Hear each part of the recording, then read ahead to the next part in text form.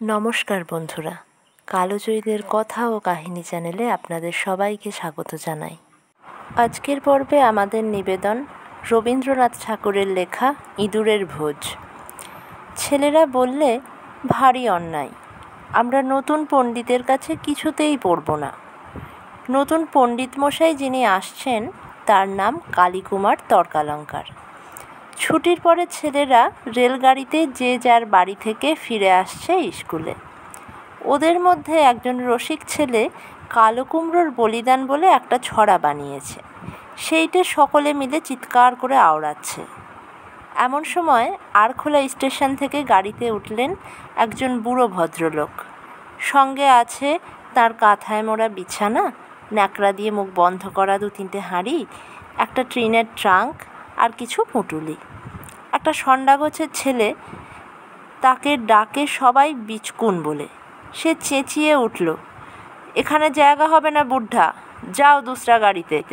বুড়ো বললেন, বড় ভিড়, কোথাও জায়গা নেই, আমি এই কোনটুকুতে থাকবো, তোমাদের কোনো অসুবিধা হবে না বলে ওদের বেঞ্চি ছেড়ে দিয়ে নিচে এক কোণে মেঝের ওপর বিছানা পেতে বসলেন। ছেলেদের জিজ্ঞাসা করলেন, বাবা তোমরা কোথা যাচ্ছ, কি করতে? বিচকুন বলে উঠল, শ্রাদ্ধ করতে। বুড়ো জিজ্ঞাসা করলেন, কার শ্রাদ্ধ?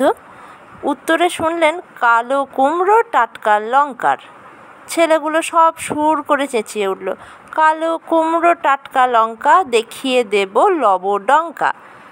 আসানসোলে গাড়ি এসে থামল। বুড়ো মানুষটি নেমে গেলেন, সেখানে স্নান করে নেবেন। স্নান সেরে গাড়িতে ফিরতেই বিচকুন বললে, এ গাড়িতে থাকবেন না মশাই। কেন বলো তো? ভারী ইঁদুরের উৎপাত। ইঁদুরের? সে কি কথা!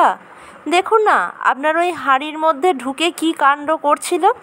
ভদ্রলোক দেখলেন তার যে হাঁড়িতে কদমা ছিল সে হাঁড়ি ফাঁকা, আর যেটাতে ছিল খইচুর তার একটা দানাও বাকি নেই। বিচকুন বললে, আর আপনার ওই ন্যাকড়াতে কি একটা বাঁধা ছিল, সেটা শুধু নিয়ে দৌড় দিয়েছে। সেটাতে ছিল ওর বাগানের 5 আম। ভদ্রলোক একটু হেসে বললেন, আহা, ইঁদুরের অত্যন্ত খিদে পেয়েছে দেখছি। বিচকুন বললে, না না, ও জাতটাই ওরকম, খিদে না পেলেও খায়। ছেলেগুলো চিৎকার করে হেসে উঠল, বললে, হ্যাঁ মশাই, আরও থাকলে আরও খেত। ভদ্রলোক বললেন, ভুল হয়েছে, গাড়িতে এত ইঁদুর একসাথে যাবে জানলে আরও কিছু আনতুম। এত উৎপাতেও বুড়ো রাগ করলে না দেখে ছেলেরা দমে গেল। রাগলে মজা হতো। বর্ধমানে এসে গাড়ি থামল। ঘণ্টাখানেক থামবে, অন্য লাইনে গাড়ি বদল করতে হবে। ভদ্রলোকটি বললেন, বাবা এবারে তোমাদের কষ্ট দেব না, অন্য কামরায় জায়গা হবে। না না, সে হবে না, আমাদের গাড়িতেই উঠতে হবে। আপনার পুঁটুলিতে যদি কিছু বাকি থাকে আমরা সবাই মিলে পাহারা দেবো, কিছুই নষ্ট হবে না। ভদ্রলোক বললেন, আচ্ছা বাবা, তোমরা গাড়িতে ওঠো, আমি আসছি। ছেলেরা তো উঠল গাড়িতে। একটু বাদেই মিঠাইওয়ালার ঠেলা গাড়ি ওদের কামরার সামনে এসে দাঁড়ালো, সেই সঙ্গে ভদ্রলোক। এক এক ঠোঙা এক একজনের হাতে দিয়ে বললেন, এবারে ইঁদুরে ভোজে অনটন হবে না। ছেলেগুলো হুররে বলে লাফালাফি করতে লাগলো। আমের ঝুড়ি নিয়ে আমওয়ালাও এলো, ভোজে আমও বাদ গেল না। ছেলেরা তাকে বললে, আপনি কি করতে কোথায় যাচ্ছেন বলুন। তিনি বললেন, আমি কাজ খুঁজতে চলেছি, যেখানে কাজ পাবো সেখানেই নেমে পড়ব।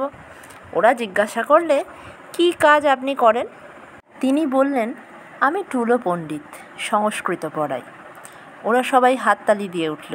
বললে, তাহলে আমাদের স্কুলে আসুন। তোমাদের কর্তারা আমায় রাখবেন কেন? রাখতেই হবে, কালো কুমড়ো টাটকা লঙ্কাকে আমরা পাড়ায় ঢুকতেই দেব না। মুশকিলে ফেললে দেখছি, যদি সেক্রেটারি বাবু আমাকে পছন্দ না করেন?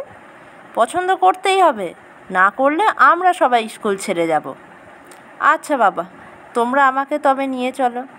গাড়ি এসে পৌঁছলো স্টেশনে। সেখানে স্বয়ং সেক্রেটারি বাবু উপস্থিত। বৃদ্ধ লোকটিকে দেখে বললেন, আসুন আসুন তর্কালঙ্কার মশাই, আপনার বাসা প্রস্তুত আছে বলে পায়ের ধুলো নিয়ে প্রণাম করলেন।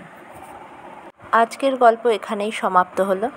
যদি ভিডিওটি ভালো লাগে তবে লাইক ও শেয়ার করবেন আর চ্যানেলটিকে সাবস্ক্রাইব করে দেবেন।